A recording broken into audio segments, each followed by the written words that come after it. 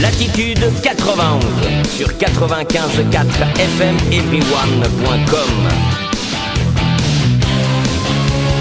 Tous les lundis, 18-20h.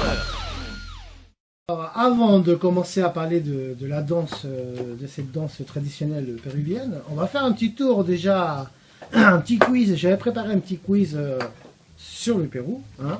Alors, tout le monde participe, bien sûr. Vous êtes tous des personnes intelligentes, intellectuelles. Donc, Haroun ne joue pas. Ah, non, Moi, je me suis arrêté au mystérieux Cité d'Or. Ah, bah, j'ai pas de questions là-dessus. Hein. Bon, le Pérou, c'est quand même c'est pas le Pérou. Bah, c'est pas le Pérou, mais non. Mais c'est quand même le troisième plus grand pays du sous-continent de l'Amérique du Sud, quand même. Hein. C'est une grande surface. Et puis, il est très entouré, ce pays-là. Alors, citez-moi quelques pays limitrophes comme ça du Pérou. Colombie, Brésil, Chili et Argentine. Ouais, et on a oublié L'Équateur. Voilà, là, la Bolivie. Et la Bolivie. Et la Bolivie. Et c'est quand même grand, hein. C'est quand même grand. Ça touche une partie de l'Amazonie aussi, hein. Bah oui, quand même. Et la population du Pérou, à peu près. Je dirais 5 millions, 5-6 millions. 10 millions. C'est des Péruviens. Hein. C'est des Péruviens, Vous avez déjà bien. Alors, il y a 30 millions à peu près. Hein. 30 millions d'habitants quand même. Ça va quand même pour une grande. Il y a quand même 1 200 000 km² de surface à peu près. Non, parce que je me disais entre la cordillère des Andes, où il ne doit pas y avoir grand monde. Bah, je sais pas. Bah ouais, c'est pour ça aussi. La densité par rapport aux différentes régions du pays. En fait, on a une bande côtière qui fait 10%, à peu près entre 10-11% de territoire, mais habite 60% de la population. Ah d'accord, bah il y a beaucoup de pêcheurs en fait. Et après, les principales villes se trouvent à la côte au Pacifique. Et la cordillère des Andes qui fait 36-37% de territoire, il habite 25%, 30% de la population. Là, vous voyez. très Et le contraire, parce que peu de gens savent que 2 tiers de notre territoire, ça fait la forêt amazonienne. Quand on dit le Pérou, on croit que c'est Machu Picchu et le Pacifique, non, mais et les lamas et tout ça. 2 tiers du territoire, c'est la forêt amazonienne. Ah ouais, c'est quand même beaucoup. Qui fait 10% de la population. Donc ouais, il faut prendre soin du Pérou parce que c'est une partie du poumon du monde. Hein. Exactement. Alors, quelles sont les 2 langues principales indigènes hein, parce qu'il y a des langues, c'est l'espagnol la langue principale bien sûr, mais les plus parlées là-bas au Pérou, personne connaît un petit peu, toi qui as regardé la Cité d'Or. Glou. Il y a peut-être un peu de portugais là, du fait qu'il y a la frontière avec le Brésil. Il y a peut-être un peu de portugais du fait qu'il y a la frontière avec le Brésil. Non. Alors, on parle inca, on parle encore la langue des Incas. Il y a le quechua. Oui, évidemment, c'est le quechua. Le quechua. C'est la première langue native. Et le Aymara. Voilà. Oui, au sud, côté frontière à la Bolivie, avec la Bolivie, donc c'est vraiment le plateau de le lac Titicaca. Bon, alors, à 4000 et 4500 mètres d'altitude. Et il y a un lac, c'est le lac le plus haut, un des lacs le plus haut au monde. Exactement.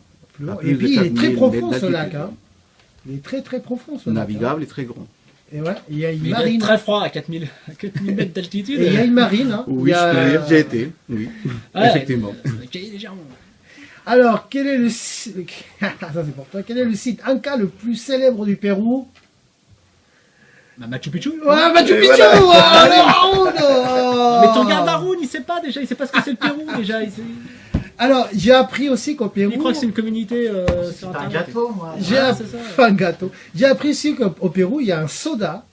Il y a un soda très connu, un soda indigène, hein, qui fait la concurrence à Coca-Cola là-bas. C'est le Pérou Cola. Ah, t'étais pas loin. Chaud, oui, très chaud. C'est d'ailleurs qui avait dit qu'il fallait pas dire de marque. C'est pas une marque, Pérou Cola. Non, mais par contre, il l'a dit. C'est l'Inca Cola. Alors, c'est quoi cette boisson, Eduardo? En fait, c'est la boisson qui est à base de la yerba luis. Ça, c'est une épice qui est née au Pérou. Et c'était traité depuis longtemps. Donc, cette soda ou cette cola,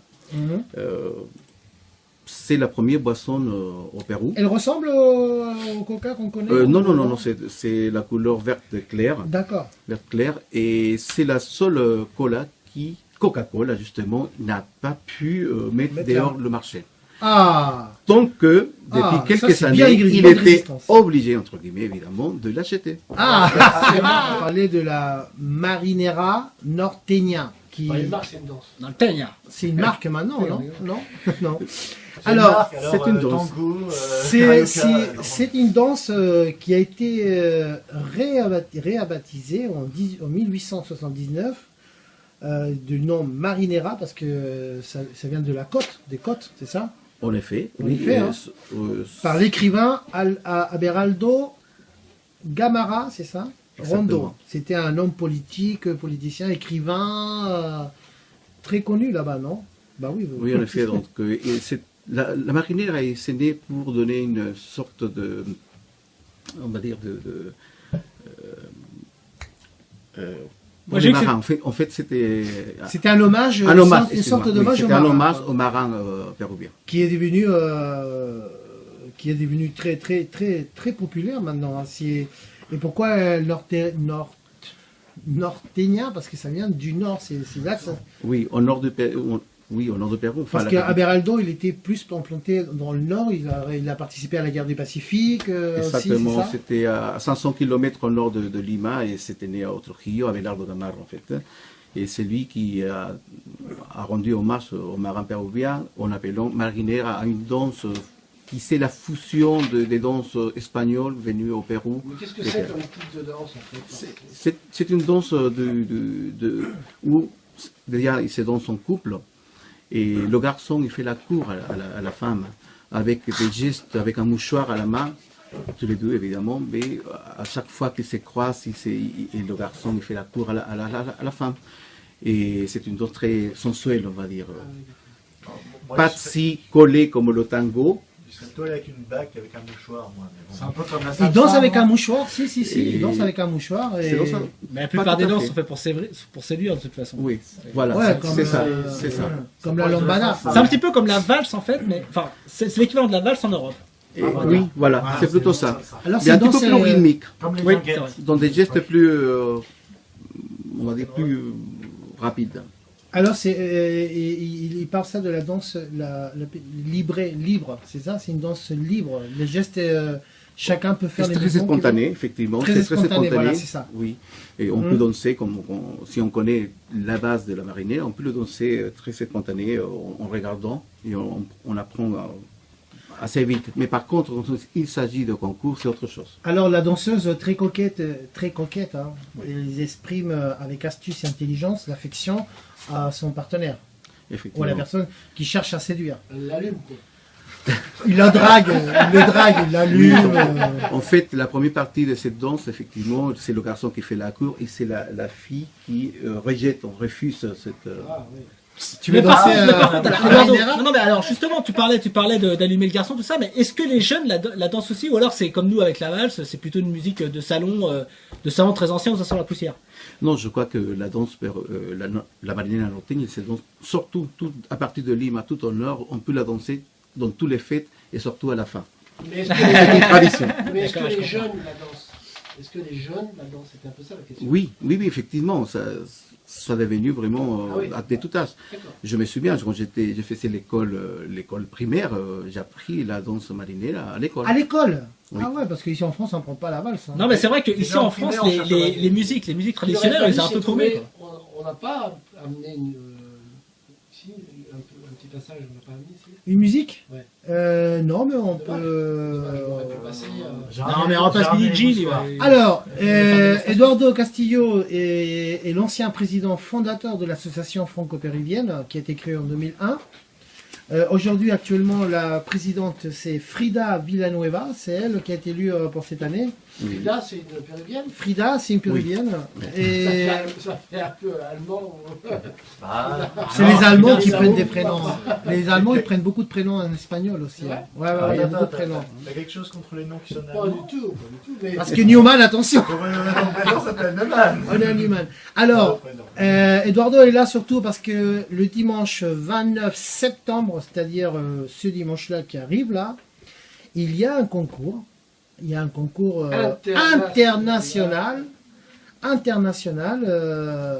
Et Carla Trujillo, c'est la reine. Hein, la dernière reine de la... Oui, en fait, ça fait partie de la tradition par rapport à la marinera norteña, qui on élit une jeune fille, pour qui nous représente telle que reine de la marinera, du concours. Voilà, et puis effectivement, ce dimanche, on va enfin organiser le premier concours international de cette danse. Il y aura des danseurs qui seront venus même du Pérou, mais partout en Europe. On aura des gens qui viennent de Madrid, de Barcelone, ou Berlin, Stockholm, Bruxelles, etc. C'est-à-dire que la marinera, c'est aussi en fait un sport, d'une certaine manière. C'est-à-dire c'est une danse qui a beaucoup de qui a des fédérations un peu partout dans le monde, oui. Et qui se fait comme une danse sportive. Enfin. On va dire que la marinera, c'est très physique. Même si c'est spontané, ou c'est avec la grâce et la finesse, mais très physique aussi. Haroun ne peut pas en faire. Et ça fait pas affiné Haroun. Je crois que tout le monde pourrait danser la marinera parce que ça fait maigrir au moins. Ce sera en bonus dans la vidéo de demain, une démonstration d'Haroun à la fin. Je crois qu'on va perdre des auditeurs. Haroun, quand tu vois des mouchoirs, c'est qu'on lui dit au revoir, c'est tout. Voilà, donc international parce que effectivement, on fait en Europe une cinquantaine de concours. L'Europe, c'est très. Quand tu dis on, c'est l'association qui fait une cinquantaine. Non, on, c'est la colonie péruvienne. Voilà, c'est la communauté péruvienne en Europe qui organise des concours un peu partout en Europe. Pas loin d'une cinquantaine de concours à l'année. Ok, et là, ça va être le premier que vous allez faire, vous. Nous, tant qu'organisateurs, c'est notre premier concours international de marinera. Ça va être très lourd à organiser. C'est une organisation qui met longtemps, non? C'est pas facile, mais je crois que c'est on se connaît depuis une douzaine d'années, on est une équipe, on est beaucoup, on est une quarantaine de personnes qui se mettent dedans. Pourquoi faire ça un dimanche et pas un samedi Parce que ça commence très tôt, les gars, ça commence à 9h du matin. C'est un concours. Donc c'est pas. Il faut le faire ça le week-end de toute façon pour que les gens viennent. Oui. Mais le dimanche au soir. Ça pourrait se faire le samedi de la journée ou le dimanche. On a préféré le dimanche. Comme ça, les gens qui viennent d'ailleurs, ils peuvent arriver le samedi. Et partir dimanche soir. Haroun a confondu PM et AM. Il a vu 9 AM, il croyait que c'était l'après-midi, ce qui veut dire le matin. Ah, à 9h AM. Non, mais c'est son côté dyslexie, c'est pour ça. Alors ça commence à 9h du matin à Courcouronne, au gymnase Colette Besson. C'est à côté de la gare Rissorangis-Bois-l'Épine, mais alors là c'est juste à côté, il y a un grand parking, tout le monde peut y aller se garer. Vous attendez beaucoup de monde qui va venir là, j'imagine. Oui, en effet, donc déjà pour les participants, les gens qui vont participer au concours, on compte recevoir une centaine qui viennent d'ailleurs. Ah, des concurrents déjà. Oui, des participants et puis aussi quelques participants de la France, de Paris, un peu partout de Île-de-France.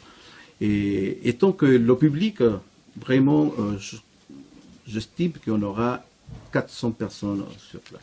Et comment on appelle le cavalier de la danse marinera? C'est le chaland? Le chalan? El chalan. El chalan. C'est-à-dire quoi le chalan? C'est le...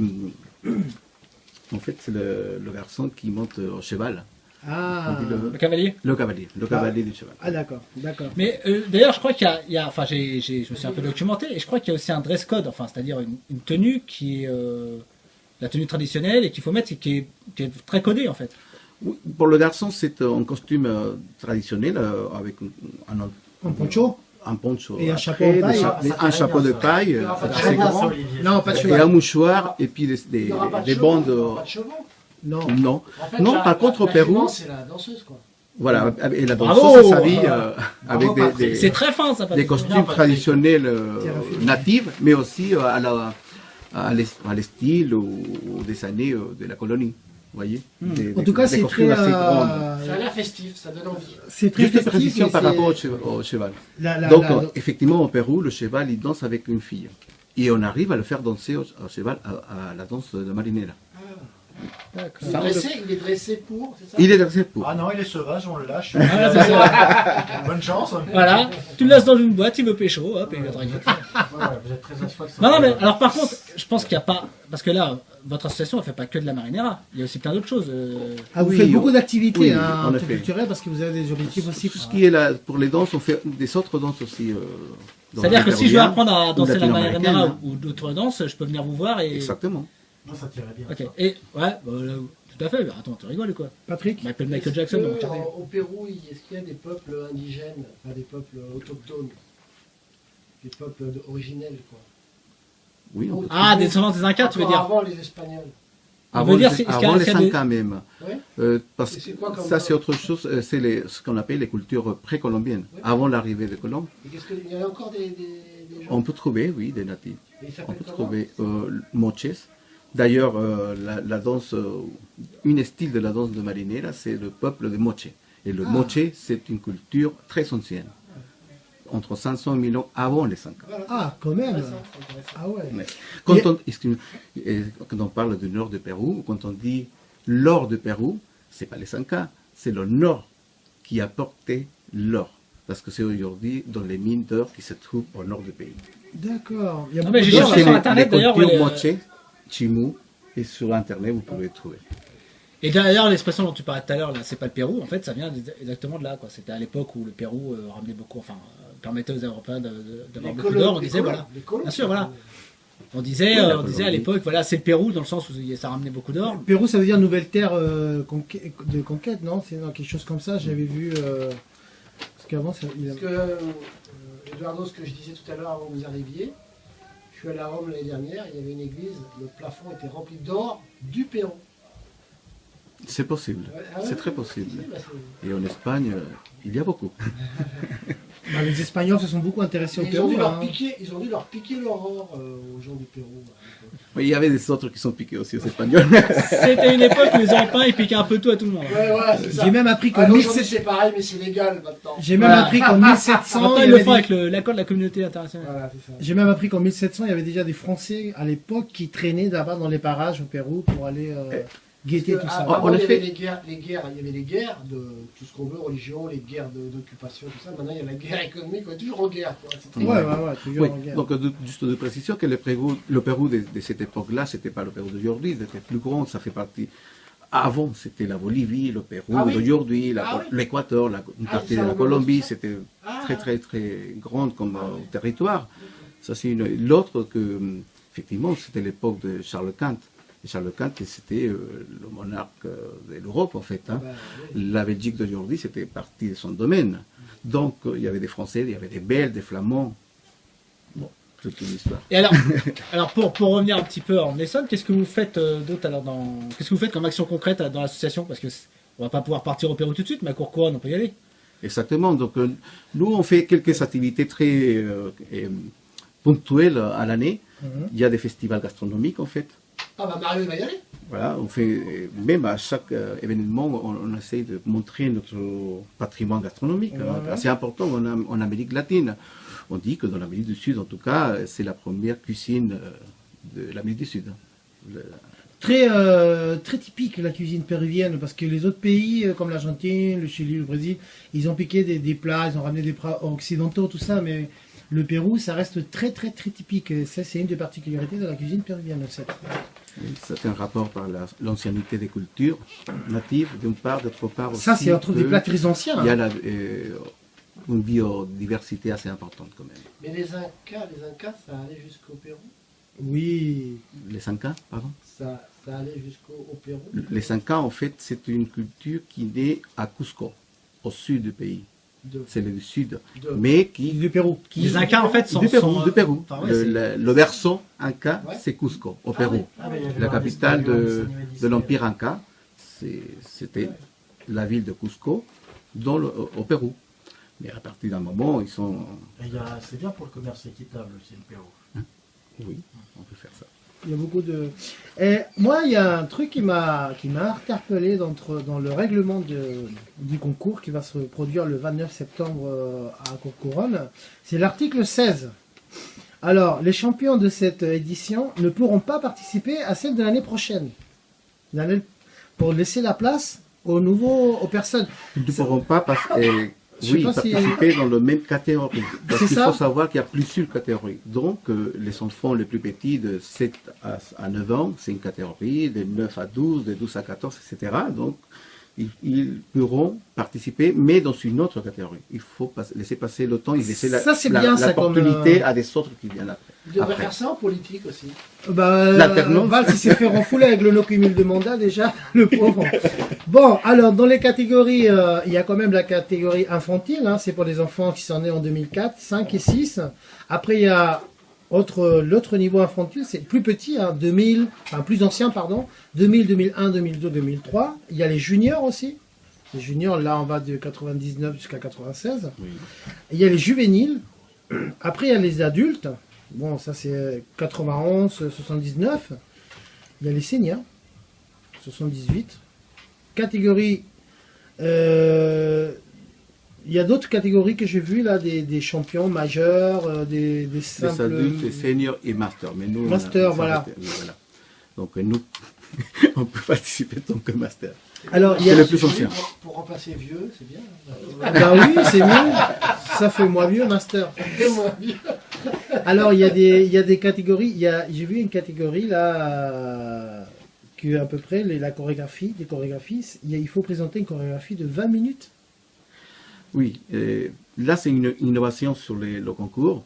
Donc les différents clubs, associations ou écoles de danse, comme la danse au Brésil, ils présentent une chorégraphie en groupe. D'accord. Ça peut intervenir une vingtaine, une trentaine de personnes dans tout l'espace, dans toute la piste de danse. Et ils auront un prix spécial, cette chorégraphie. Faut y aller, là, dimanche prochain. Faut y aller parce que, franchement, c'est pas loin. Et franchement, il y a de quoi faire. Ah, c'est le combien ? C'est le 29, c'est le dimanche 29 septembre, à partir de 9h du matin. Hein. C'est où ? Et on pourra se restaurer aussi Au là-bas. gymnase Colette Besson à Courcouronne. Courcouronne, alors le gymnase hein, à Colette-Besson, il est juste à côté de la gare de Bras de Fer Bois-l'Épine. Alors là, vous êtes à 5 minutes à pied. Et Bois de l'Épine. Bois de l'Épine. Et Bras de c'est Fer. payant, Orangis, c'est Bois de l'Épine. l'accès, Ouais, Orangis, c'est- Bois de l'Épine. c'est entrée libre ou c'est... Et on fait une participation aux frais de 5 € pour le public. Et les concursants, ils puissent s'inscrire gratuitement. Si vous voulez danser la marinière, vous pouvez s'inscrire. Alors, question qui va intéresser tout le monde, parce que...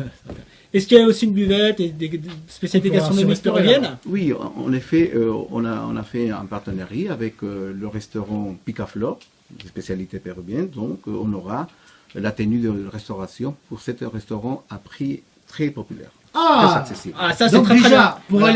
aller casser la croûte et découvrir à peu près la danse et la cuisine traditionnelle péruvienne, attention, c'est épicé. Hein. Moins épicé pour vous. D'accord, ça va. Merci. Non, alors, je peux faire un petit message personnel. Bien sûr, bien sûr. J'ai un ami qui s'est marié donc avec une péruvienne et ils habitent en province, donc j'ai été faire quelques week-ends avec eux. Elle m'a présenté donc des amis qu'elle a, des amis péruviens donc qui sont étudiants ici, enfin qui étaient étudiants donc là où elle habitait. Et c'est vrai que à chaque fois, tous les péruviens que j'ai pu rencontrer, je peux rencontrer une dizaine, c'était des gens charmants, super ouverts et surtout des gros fêtards aussi. Ah, ils adorent la Alors fête. je sais pas si c'est comme ça dans tout le Pérou. Dans la plupart Du Pérou. de cas, oui, oui. Dans la plupart dansent- des villes, on aime bien faire la fête. Voilà, et ils dansent beaucoup, voilà, donc je pense que c'est pour ça que ça donne, enfin moi qui connais un petit peu donc ces personnes-là, je me dis que si tous les Péruviens sont comme ça donne envie d'y aller, et puis j'en profite pour faire un gros bisou donc justement à cette amie Carla, et puis à Qui Eric risque et- d'être là dimanche 29. Eric et bah je sais pas parce qu'elle elle habite en province donc Ah. D'accord. Donc on les embrasse. voilà Carla, Eric et puis Medvin qui sont son mari et son fils, voilà, et c'est vrai que voilà c'est des gens très chaleureux et très sympathiques Bah, et à l'image très d'Eduardo, pour le coup. Merci ça, beaucoup. tout à fait, ça a l'air très bien Merci. aussi. Donc vraiment, je vous encourage à venir, à vous tous. Hein, Ah, donc, moi, si ça, Déjà, ça pour aller tente, goûter, déjà. Ça peut être sympa. C'est toute la journée, c'est ça surtout la journée, à partir de 9h avec l'inscription des concursants, et ça va commencer en fait à 10h, 10h30, le concours, et on va aller jusqu'à 18h à peu près. Ça va bouger toute la journée. Toute la Oui, journée, hein. on fera une pause à midi, 1h, pour justement s'approcher vers le restaurant et déguster les plats Ah, typiques qui ça, c'est seront bon, offerts. On a C'est bien bon, enregistré la cette cuisine information. péruvienne est Et là, super bonne. et hein. là, ça sera le Pérou. Ah bah là, et je vous conseille de goûter hein, parce que la cuisine, la gastronomie péruvienne est très super, Et- très bonne. Croyez-en un bon Chilien. Ah, j'adore la cuisine péruvienne. Non mais j'aime bien la cuisine péruvienne. J'ai eu la chance déjà de goûter plusieurs fois. Finalement, l'or du Pérou, c'est sa bonne restauration. Yes, I. Et ça Je donne peux une faire heure une aussi. parenthèse, j'ai le temps Non, Il en manque une 30 rubrique. secondes, Hein. Mais vas-y, fais ta parenthèse. Bon, vite fait, vite fait. Vous savez, je pense à ça parce qu'on parle des fois de l'or du Pérou, on ne sait pas trop où c'est d'ailleurs. Vous avez déjà entendu parler du trésor des Templiers? Bien Oui. sûr. Mais on dit toujours, oh, purée, mais on l'a jamais trouvé ce trésor des Templiers.